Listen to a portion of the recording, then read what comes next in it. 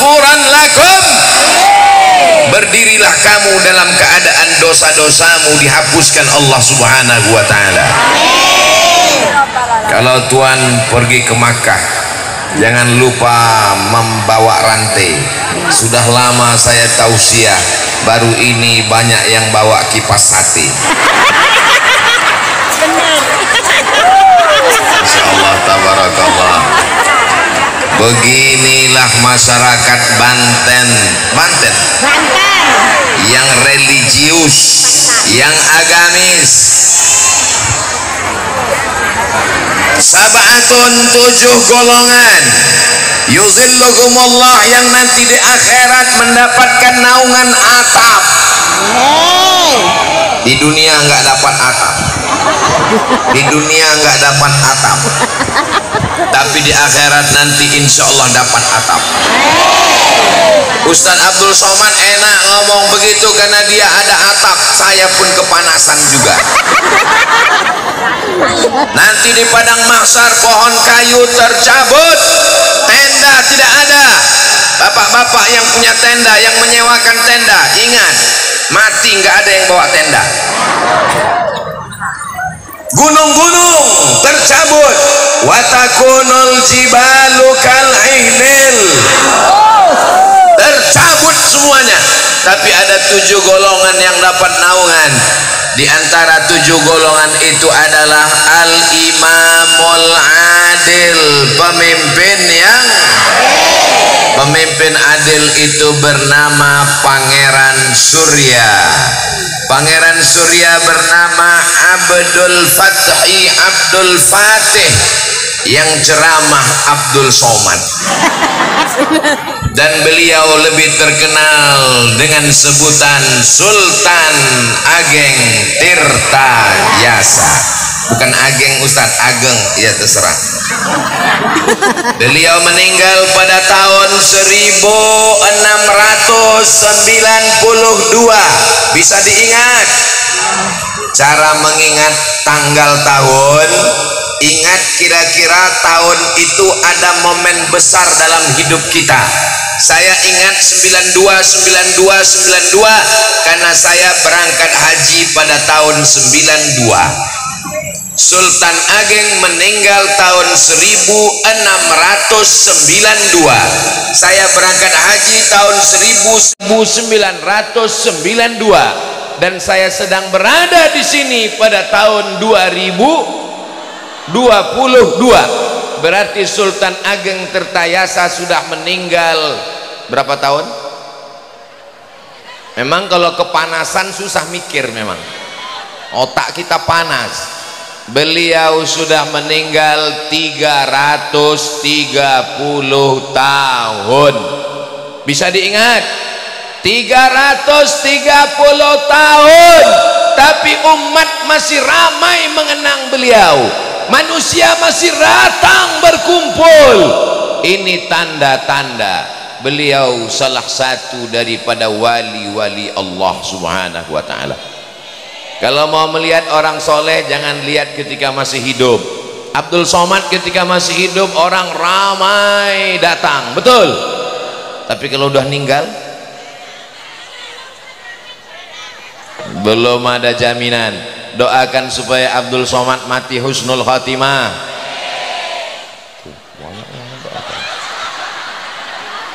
Tablik akbar, Tirtayasa bersolawat, Maulid Nabi Muhammad sallallahu alaihi wasallam, dan haul Tuan Syekh Abdul Qadir Al-Jilani. Sultan Ageng Tirtayasa, pemimpin, Sultan Soleh Syekh Abdul Qadir Al-Jilani, Sultanul Aulia, sultannya wali-wali Allah, semuanya bernaung di bawah payung yang sangat besar. Sayyidina wa maulana wa syafi'ina wa zuhrina wa qurrati a'yunina Muhammad sallallahu ala Muhammad sallallahu alaihi wasallam sallallahu ala Muhammad sallallahu alaihi wasallam. Ya Nabi salam alaika, ya Rasul salam alaika, ya Habibi salam alaika, salawatullah alaika.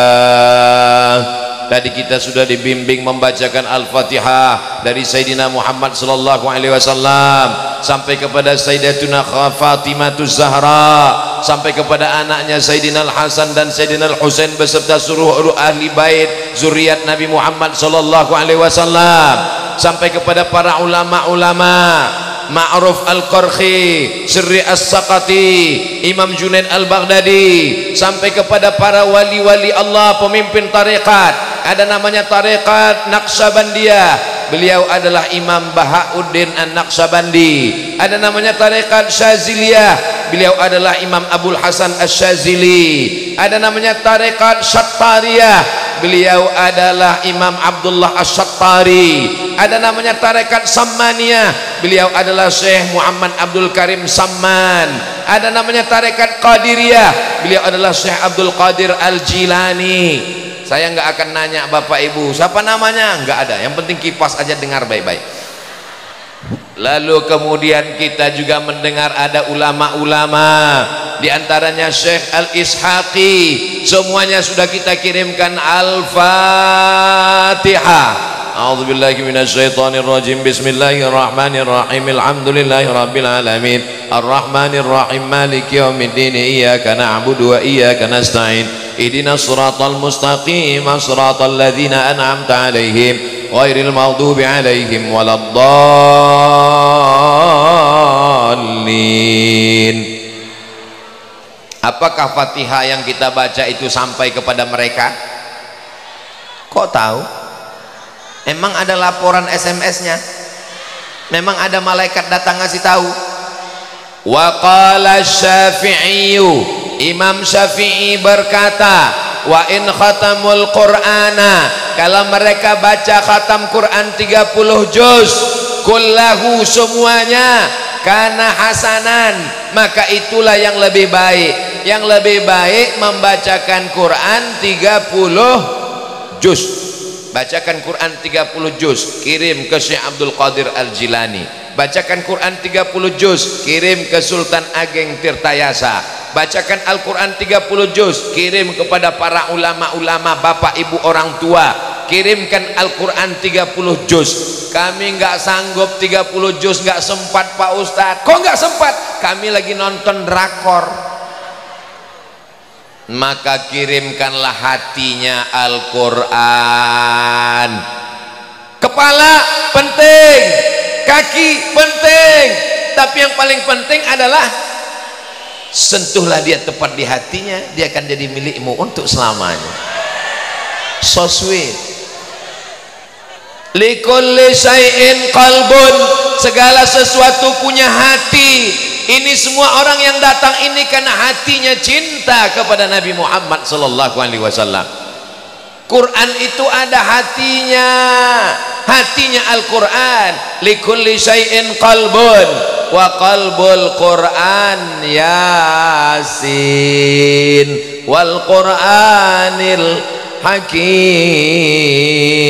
innaka laminal mursalin ala siratim mustaqim tanzilal azizir rahim. Bacakan Al-Quran untuk Syekh Abdul Qadir Al-Jilani, bacakan Yasin untuk Sultan Ageng Tirtayasa, bacakan Yasin untuk ayah dan ibu kita. Seafdal-afdalnya baca khatam. Kalau nggak bisa khatam Quran 30 juz, baca surat.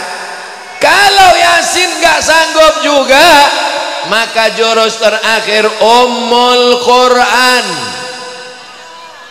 induknya Al-Quran, ibunya Al-Quran, Ummul Quran, Al-Fatihah. Itu jawaban untuk anak-anak kita yang nanya nanti pulang ke rumah, mama ya tadi istighosah itu bentar-bentar Al-Fatihah, bentar-bentar Al-Fatihah, bentar-bentar Al-Fatihah. Kenapa baca Al-Fatihah?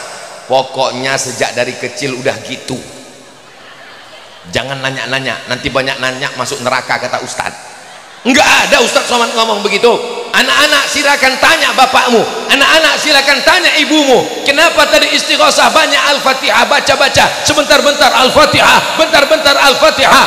Karena membaca Al-Fatihah dari kata Fatih, segala yang tertutup dibukakan Allah. Al-Fatihah, rezeki yang tertutup dibukakan Allah. Al-Fatihah, rezeki yang tertutup dibukakan Allah. Al-Fatihah, jodoh yang tertutup dibukakan Allah. Banyak yang belum nikah. Yang bilang amin itu yang belum nikah aja. Ini anak udah 3 amin. Tadi bapak ngomong amin untuk apa? Untuk anak-anak kita semua mudah-mudahan dapat jodoh yang baik-baik, yang soleh-soleh, penghafal Quran, orangnya ganteng, yang perempuan cantik, hatinya lembut, umat Nabi Muhammad sallallahu alaihi wasallam. Ibu mau punya mantu pejabat, kaya, ganteng, sakau? Nauzubillah, nauzubillah, nauzubillah. Bapak Ibu yang dimuliakan Allah Subhanahu wa taala, maka jurus terakhir baca Al-Fatihah. Kata Imam Syafi'i, Ustaz ini ngomong-ngomong Imam Syafi'i, emang Ustaz Somad ketemu dengan Imam Syafi'i? Yang ngomong begitu bukan saya, ada nama kitabnya Riyadhus Shalihin min kalami Sayyidil Mursalin, nama penulisnya Imam Muhyiddin Abu Zakaria Yahya bin Syaraf An-Nawawi. Ustaz Abdul Somad membacakannya di kampungnya di Riau, Pulau Sumatera setiap subuh hari Rabu. Lalu kemudian apa kata Imam Nawawi?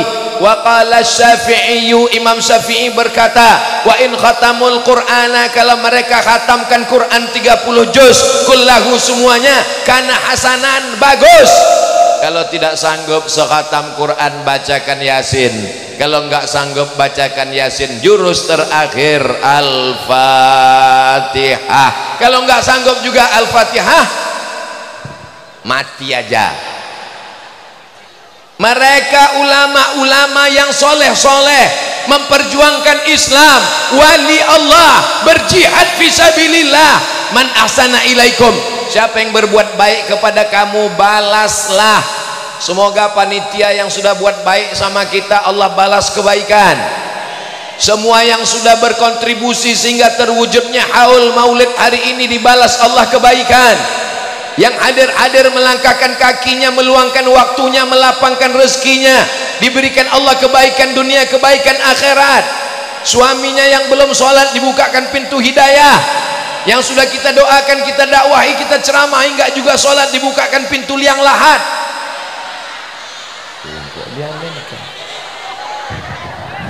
Nanti dia meninggal siapa tanggung jawab? Bapak Ibu yang dimuliakan Allah Subhanahu wa taala, man ahsana ilaikum, siapa yang sudah berbuat baik kepada kamu balaslah kebaikannya. Kalau kamu tidak sanggup membalasnya, doakan dia. Saya tak sanggup membalas kebaikan Sultan Ageng Tirtayasa, maka saya pun datang ke sana berziarah. Tangan saya dibimbing oleh Habib Nabil Al-Gadri. Tangan Ustadz Somad kenapa dipegang Habib? Saya ini kurus Bu, kalau nggak dipegang, dikawal. Ustadz Somad itu emangnya pejabat? Bukan. Ustadz Somad itu memangnya orang kaya? Bukan. Ustadz Somad itu memangnya artis? Bukan. Kenapa dia dikawal? Karena orang Banten ini sangat sayang dengan Ustadz Somad. Semuanya mau salaman, mau mempeluk, mau menyium Ustadz Abdul Somad, maka dikawal. Yang pertama mengawal bapak-bapak dari TNI, yang kedua bapak-bapak dari Polri, Bapak Babinsa Babin Kamtibmas hadir, lalu kemudian saudara-saudara kita dari Laskar Merah Putih, ada yang Laskar Merah Putih, ada yang baju putih aja. semuanya mengawal. Mudah-mudahan yang mengawal acara ini semuanya diberikan Allah balasan kebaikan. Allahumma salli ala sayyidina Muhammad wa ashghili zalimin bizalimin wa akhrijna min bainihim salimin wa ala alihi wa sahbihi ajma'in. Sallallahu rabbuna ala nuril mubin Ahmad al-Mustafa sayyidil mursalin wa ala alihi wa sahbihi ajma'in wa ala alihi wa sahbihi ajma'in. Salli ala nabi, sallu ala rasulillah. Kata Imam Nawawi, meninggal tahun 676 Hijrah, di antara ulama yang paling diakui karomah-karomahnya, mulia-mulianya di sisi Allah, dia adalah Sayyidi Abdul Qadir Al-Jilani. Dia keturunan Nabi Muhammad sallallahu alaihi wasallam, dari keturunan Sayyidina Al-Hasan dan Sayyidina Al-Husain. Bercampur kedua darah itu dalam diri beliau. Mudah-mudahan kita termasuk pencinta para habaib zuriat Nabi Muhammad sallallahu alaihi wasallam. Suatu ketika Syekh Abdul Qadir Al-Jilani sedang berzikir di kota Baghdad, tiba-tiba dia mendengar suara, "Ya Abdul Qadir Al-Jilani, semua dosa-dosamu sudah kuhapuskan, yang lalu, yang sekarang, dan yang akan datang. Maka engkau tidak perlu lagi sholat, tidak perlu lagi zikir, karena kau sudah kuangkat menjadi waliku. Kau tidak perlu lagi beribadah." Kira-kira kalau nanti pulang malam, ibu pas zikir la ilaha illallah, tiba-tiba datang, "Wahai emak-emak radikal, kau tidak perlu lagi sholat dan zikir, karena kau sudah kuangkat jadi walimu." Apakah ibu percaya? Memang yang paling selamat diam. Kalau kita diam, selamat insya Allah. Seandainya nanti bapak pulang ke rumah, malamnya sholat tahajud, habis itu berzikir, la ilaha illallah, la ilaha illallah, la ilaha illallah. Hai bapak Abdul Somad, berhentilah engkau berzikir, karena kau sudah kuangkat jadi walimu, dan engkau tidak lagi berdosa, semuanya sudah kuampunkan, dan kau kujamin masuk surga. Lalu kemudian Syekh Abdul Qadir Al-Jilani membaca ta'awuz, a'udzubillahi minasyaitonirrajim, meniup ke sebelah kiri dengan sedikit tiupan air liur. Kita kalau mimpi jelek, mimpi setan, mimpi hantu, mimpi yang menakutkan tengah malam, maka bangun, baca ta'awuz, a'udzubillahi minasyaitonirrajim, tiupkan ke sebelah kiri. Bukan meludah. Ini ada saya baca buku, jika anda mimpi jelek, bangunlah, bacalah ta'awuz, meludahlah ke kiri. Suaminya tidur sebelah kiri. Bukan meludah, ya besuku baru meludah. Kalau yang fusu artinya wa min syarrin naffatsat. Naffatsat artinya meniup-niup. Nafasati fil uqad, meniup-niup pada simpulan tali. Ada perempuan cantik dipanggil sama laki-laki, "Hai adek, mau nggak jadi istri abang?" Diam kucing kurap. Akhirnya rambutnya dicari. Di mana dia potong rambut? Di mana dia gunting rambut? Dicuri rambutnya, diikat pada simpulan tali, lalu simpulan talinya ditiup-tiup. Itulah kerja nenek sihir. Makanya kita minta perlindungan kepada Allah, wa min syarrin nafasati fil uqad. lindungi kami dari perempuan yang suka niup-niup simpul tali. Kenapa perempuan? Karena memang dari zaman dulu tukang sihir itu perempuan, maka disebut dengan nenek sihir. Nggak ada kakek sihir. Jangan tersinggung yang perempuan. Jangan nanti komisi perempuan, komisi perlindungan perempuan, somasi Abdul Somad karena nuduh perempuan nenek sihir. Bukan saya yang ngomong. Nenek sihir ini ceritanya udah lama. Bahkan sampai di barat, di Inggris, di Amerika, di Eropa pun tukang sihir itu banyak perempuan. Kalau nggak percaya, tonton Harry Potter. Tukang sihir perempuan, tapi ada juga laki-laki. Lalu kemudian kita minta perlindungan Allah, tapi bukan dengan mantra-mantra, dengan membaca ta'awuz. A'udzubillahi minasyaitonir rajim. Baca 11 ayat. 11 ayat membuka simpul-simpul sihir, karena dicuri rambut Nabi, diikat dalam 11 simpul. Datang Jibril alaihissalam membawakan 11 ayat, terbukalah 11 simpul. Kita baca sama-sama.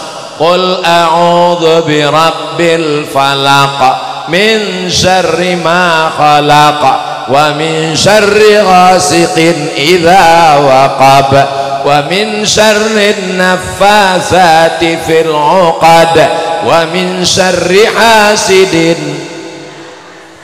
Qul a'udzu birabbin nas malikin nas ilahin nas min syarril waswasil khannas alladzi yuwaswisu fi sudurin nas minal jinn.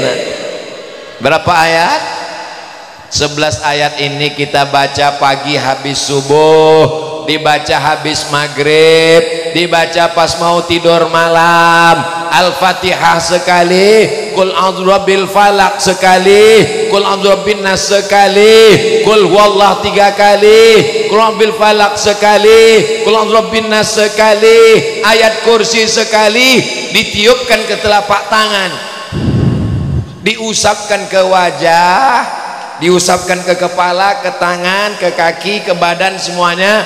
Kalau kebetulan suaminya lagi sakit, terbaring di ruang ICU, nggak bisa membaca lagi, maka dibacakan ke tangan ibu, ibu usapkan ke wajahnya sambil bisikkan, tenang ya mas, tenang, insya Allah nggak lama lagi malaikat maut udah dekat.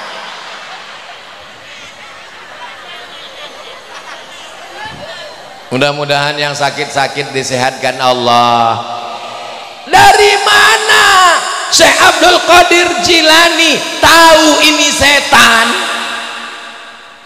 Kalau yang datang itu pakai jubah putih, yang datang itu pakai jenggot putih, yang datang itu pakai rambut putih, datang tiba-tiba ke tempat kita berambut putih dan ada kerutan di keningnya, calon presiden.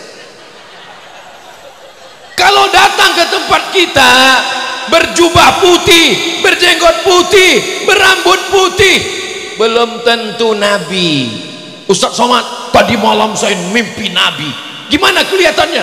Jubahnya putih, jenggotnya putih, rambutnya putih semua. Itu drunken master. Makanya ngaji dengan para habaib. Kalau dengan habaib ngaji tentang sifat-sifat Nabi, akan dibacakan kitab Asy-Syama'il Al-Muhammadiyah. Apa nama kitabnya? Asy-Syama'il Al-Muhammadiyah, ditulis oleh Imam Abu Isa ibni Saurah At-Tirmidzi, muridnya Imam Al-Bukhari. Di sana akan disebutkan bahwa rambut dan jenggot Nabi yang putih nggak lebih dari 20 helai, cuman 20 saja, yang lain daripada itu. Kenapa? Karena dia tidak terlalu banyak memikirkan dunia. Alhamdulillah kelihatan ibu-ibu di Banten nggak ada yang ubanan, iya kan? Karena ditutup semua. Nggak penting masalah uban nggak beruban, yang penting sehat. Siapa yang punya uban, ubannya nggak dicabut, maka nanti di akhirat rambut ubannya itu akan menjadi cahaya pada hari kiamat. Jadi ibu-ibu nggak usah ubannya dicabut, Alhamdulillah Pak Ustadz, ubun saya nggak dicabut, terus digundul. Saya bingung, kenapa uban bisa jadi cahaya pada hari kiamat?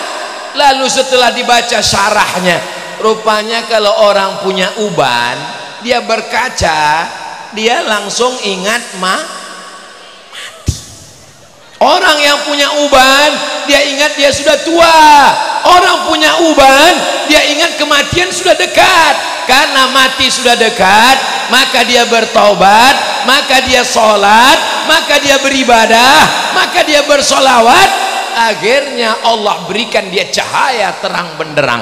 Itu makna penjelasan hadis tentang uban pada hari kiamat. Dari mana kita tahu orang ini benar? Apakah dia setan? Apakah dia malaikat? Apakah dia wali Allah? Bukan dari pakaiannya, bukan dari rambutnya, tapi dari pesannya. Kalau ada yang berpesan, nanti malam pas sedang zikir terdengar suara, banyak-banyak sholat sunat, banyak-banyak bersolawat, banyak-banyak berzikir. Baik apa enggak baik? Tapi kalau pesannya, semua dosamu sudah kuampunkan, kau tidak perlu lagi sholat, kau tidak perlu lagi zikir, karena kau sudah kuangkat jadi waliku, maka yakinlah bahwa yang berbisik itu adalah setan. Maka kita minta perlindungan dari Allah Subhanahu wa ta'ala. Maka kalau orang ngaji, orang Banten ini ngaji, Banten ini negeri para ulama, pencinta para habaib, insya Allah tidak ada yang bisa menyesatkannya. Betul, tidak ada yang bisa datang kemari menyesatkan kita. Betul. Maka ini mesti kita jaga. Siapapun yang membisikkan, Imam Abdul Qadir Al-Jilani ketika datang berbisik demikian, langsung dia bacakan ta'awuz, a'udzubillahi minasyaitonir rajim. Dia tahu bahwa ini bukan bisikan malaikat, ini bukan bisikan wali. Ustaz Somad wali, saya wali murid. Sifat wali, ala inna awliya Allah, wali-wali Allah. Apa sifatnya? La khaufun alaihim, mereka tidak ada rasa takut, wala hum yahzanun, mereka tidak ada rasa sedih. Sultan Ageng Tirtayasa tidak takut melawan VOC Belanda, akhirnya dia dipenjara, dilepas jabatan sultannya, dicopot dari rajanya, tidak lagi menjadi sultan. Di mata Belanda dia tidak sultan, tapi di hati orang Banten 330 tahun setelah meninggal Sultan Ageng Tirtayasa tetap sultan sampai hari kiamat. Belanda yang menangkapnya mana? Mati. Belanda yang memenjarakannya mana? Mati. Pengkhianat-pengkhianat. Bukan Belanda, kulitnya hitam seperti kita, hidungnya pesek seperti kita, tapi otaknya lebih Belanda daripada Belanda. Belanda yang mengkhianati Sultan Ageng Tirtayasa mati, Belanda mati, pengkhianat mati, Sultan Ageng Tirtayasa syuhada mulia sampai hari kiamat. Orang kaya mati, pejabat-pejabat jangan kuat-kuat, banyak yang hadir pejabat. Orang kaya mati, orang miskin setengah mati. Orang baik mati, orang jahat mati, sama-sama.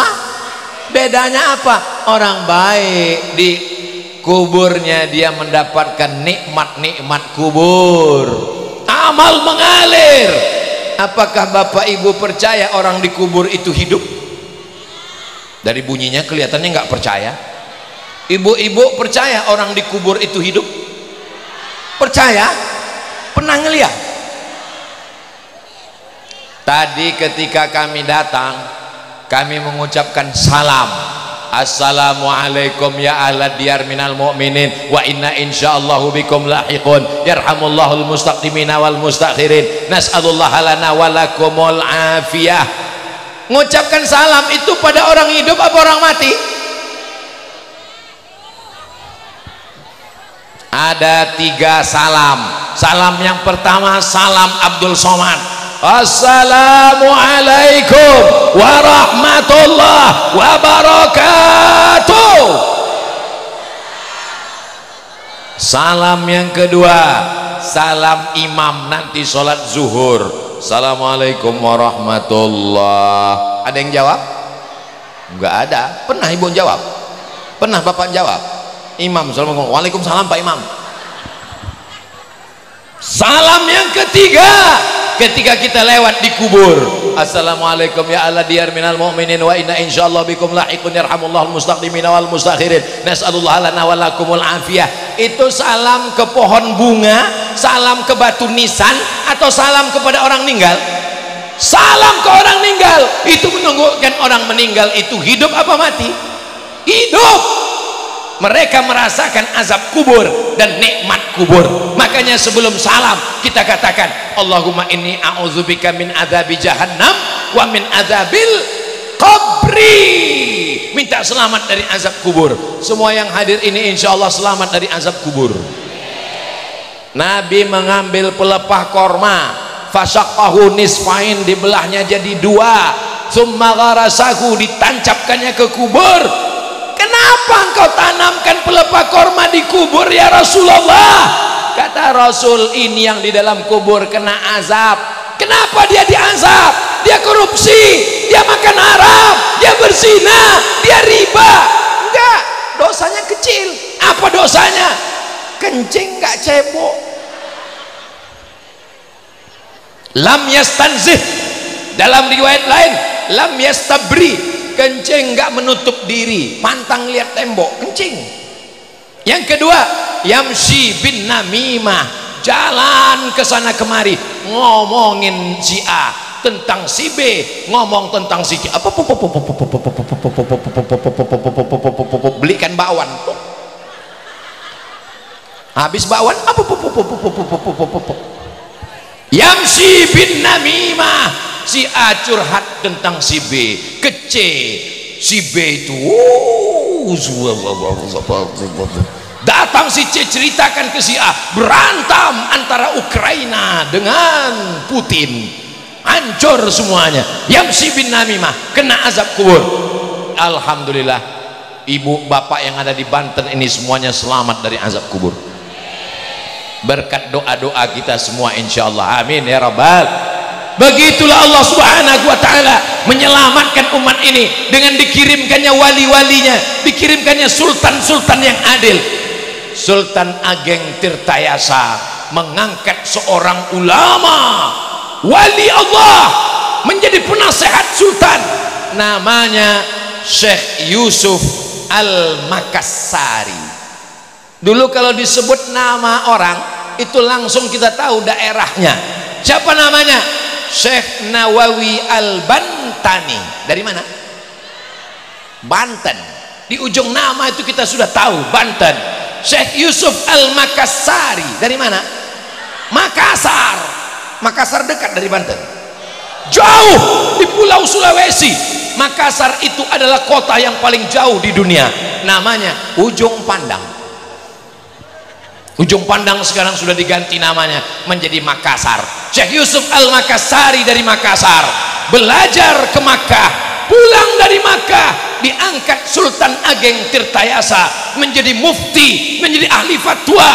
Mazhabnya Syafi'i, akidahnya Asy'ari, tasawufnya Sunni, bukan falsafi, dan dia mursyid tarekat Syattariyah. Dari mana dia ambil tarekat Syattariyah? Dari gurunya bernama Syekh Abdul Raub As-Singkili. Singkili dari Aceh, ulama Aceh Singkili, ulama Makassar Yusuf Al-Makassari, Tirtayasa Al-Bantani bergabung 300 tahun yang lalu. Kita merdeka tahun berapa? 17 Agustus tahun 45, itulah hari kemerdekaan. Sudah berapa tahun kita merdeka? 1945. Sekarang 2022, belum 100 tahun, tapi mereka sudah bersatu di Nusantara. Yang satu dari Aceh, yang satu dari Makassar, yang satu dari Banten, bisa bersama. Yang mengikat mereka apa? La ilaha. Indonesia masih ada sampai hari ini, dari Sabang sampai Papua, itu karena la ilaha illallah. Siap jaga Indonesia, siap jaga NKRI, siap jaga ulama, siap jaga habaib. Takbir. Makin panas ini. Kenapa Ustaz Somad ini ceramahnya menggelegar? Saya pun heran. Kenapa saya ceramah menggelegar? Padahal tadi waktu duduk sama Habib Nabil ngantuk saya. Setelah telusur, rupanya Ustaz Abdul Rahim ngasih gulai pedas tadi. Apa tadi itu Ustaz Abdul Rahim? Hah? Garam masam. Masuk dia menggelegar di dalam. Itulah mengapa Belanda pontang panting dari Banten, karena garam asam tadi. Allahu Akbar, Allahu Akbar, Allahu Akbar. Sallu ala Nabi, sallu ala Rasulillah. Karena teriakan para wali Allah itulah maka negeri kita ini merdeka. Betul? Coba kalau mereka cuma diam, serang Belanda, Allahu Akbar, bencong. Saudaraku yang dimuliakan Allah Subhanahu wa taala, dua yang menyelamatkan negeri ini, yang mengerti tentang negara, namanya Sultan Ageng Tirtayasa, yang mengerti tentang agama namanya Syekh Yusuf Al-Makassari. Berdua mereka menolong agama Allah. Nasib mereka luar biasa. Allah ingin mengangkat mereka menjadi syahid. Beliau meninggal dalam penjara. Sultan Ageng Tirtayasa. Bagaimana nasib Syekh Yusuf Al-Makassari? Dibuang oleh Belanda ke Ceylon. Tahu Ceylon? Sri Lanka. Sampai di Sri Lanka, Syekh Yusuf Al-Makassari tidak stres, tidak depresi, di penjara tidak gila. Sampai di Ceylon dia berceramah. Akhirnya orang Sri Lanka bersyahadat, asyhadu an la ilaha illallah wa asyhadu anna Muhammadan Rasulullah. Akhirnya Belanda pusing melihat ini orang nggak stres, nggak mati, buang, dibuang dia ke Cape Town. Tahu di mana Cape Town? Afrika Selatan.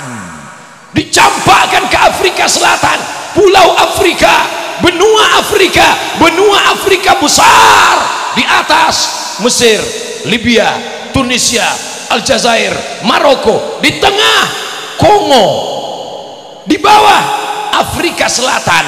Di Afrika Selatan dia berdakwah.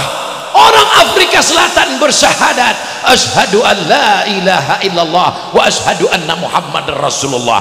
Mereka memenjarakan Buya Hamka. Apakah Buya Hamka gila di penjara? Tidak. Keluar tafsir Al-Azhar. Siapapun di penjara, dia tidak pernah merasa sunyi. Kenapa? Karena dia bersama dengan Allah Subhanahu wa taala. Dia serahkan hidupnya kepada Allah. Inna salati wa nusuki wa mahyaya wa mamati lillah. Dua orang yang teraniaya hari ini menjadi pahlawan besar. Sultan Ageng Tirtayasa, pahlawan nasional dari Pulau Jawa, Banten. Syekh Yusuf Al-Makassari diberikan penghargaan oleh Nelson Mandela menjadi pahlawan Afrika Selatan. Indonesia memberikan pahlawan nasional, Afrika Selatan memberikan pahlawan nasional. Bumi yang kau injak bumi Allah, walaupun tinggal di Afrika. Apakah Afrika punya Allah? Tidak. Lillahi ma fis samawati wa ma fil ard. Mereka wali-wali Allah, tidak ada rasa takutnya sedikit pun. Dimanapun dia dibuang, dimanapun dicampakkan, dia tetap merasa bersama dengan Allah. Itulah kekuatan zikir yang luar biasa. Karena hati mereka tidak pernah putus berzikir. Allah, Allah, Allah, Allah, Allah, Allah, Allah, Allah, Allah, Allah, Allah, Allah, Allah, Allah. Andai kita mati dalam itu, maka yang keluar dari mulut kita adalah la ilaha